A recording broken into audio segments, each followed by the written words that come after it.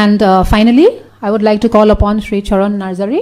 who is also ALRS. His rank is 47.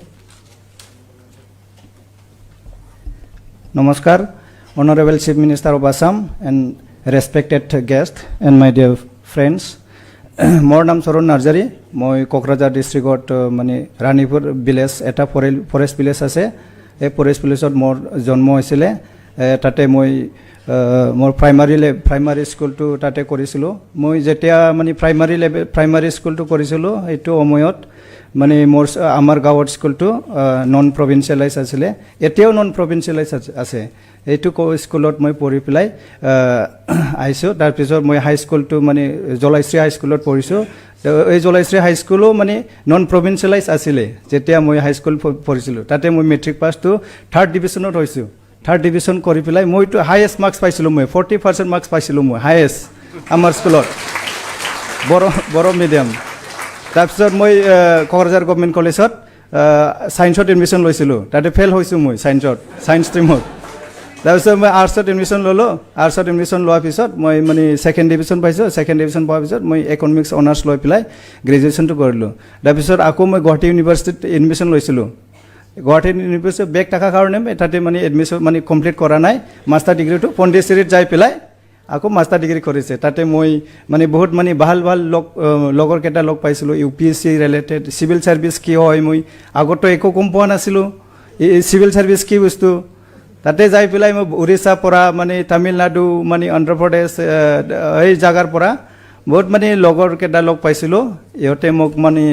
Civil ছাৰ্ভিচৰ কাৰণে prepare কৰিবৰ কাৰণে ইহঁতে ইনস্পাইৰেশ্যন কৰিছোঁ আমি যাম একেলগে যাম কিন্তু আমাৰ এটা প্ৰব্লেম আছিলে ফাইনেন্সিয়েল প্ৰব্লেম আমি গাঁৱত মানে মোৰ মা দেউতা মানে এগ্ৰিকালচাৰ কৰে দেউতা কোনেও জব নাই মানে গাঁৱত মই ফাৰ্ষ্ট জব পাব কোনেও মানে জব নকৰে আৰু আমাৰ গাঁৱত এনেকুৱা মানে বেকৱাৰ্ড আছে এতিয়াও আছে মানে তাৰপিছত মোৰ দাদা এজন আছে মোৰ অলপ বিজনেছ কৰে এই মানে অলপ মোক ফাইনেন্সিয়েলি ছাপৰ্ট কৰিছে দাদা মোক মানে ফাইনেন্সিয়েল ছাপৰ্ট কৰাৰ কাৰণে মই দিল্লীত মানে UPSC কোচিং কৰিবৰ কাৰণে 2014ত আহিছোঁ মই দিল্লীত 2014ৰ পৰা মই UPSC কাৰণে কোচিং মানে লৈ পেলাই পঢ়ি আছিলোঁ তাতে সেইটোৱে সময়ত মই বহুত ভাল মানে ফ্ৰেণ্ডছ লগ পাইছিলোঁ মোৰ মানে ইম্প্ৰুভমেণ্ট হৈ গৈছে মোৰ বড়ো মিডিয়াম আছিলে তাৰপিছত মানে ইংলিছত অলপ প্ৰব্লেম হৈ আছিলে সেইটো মই মানে ইম্প্ৰুভ কৰিলোঁ লগৰ কেইটাৰ লগত মানে ডিছকাছ কৰি পেলাই পঢ়ি পেলাই 2014ৰ পৰা এতিয়াই মই 2026 ইয়াৰ্ছ মই চিভিল ছাৰ্ভিচ ষ্ট্ৰাগল কৰিছোঁ য'ত মানে APSC মই 3বাৰ মানে এটেম্প কৰিছোঁ 3বাৰো বাইবাৰ গৈছিলোঁ মই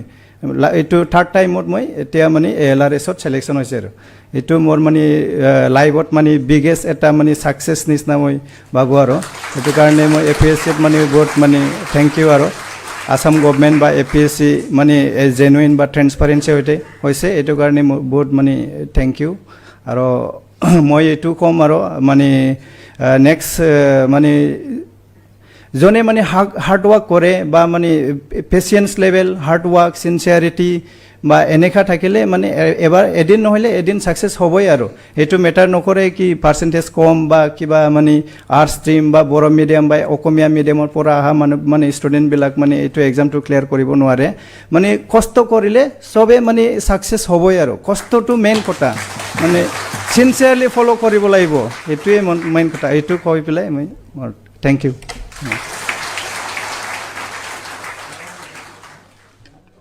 Thank you, Charan.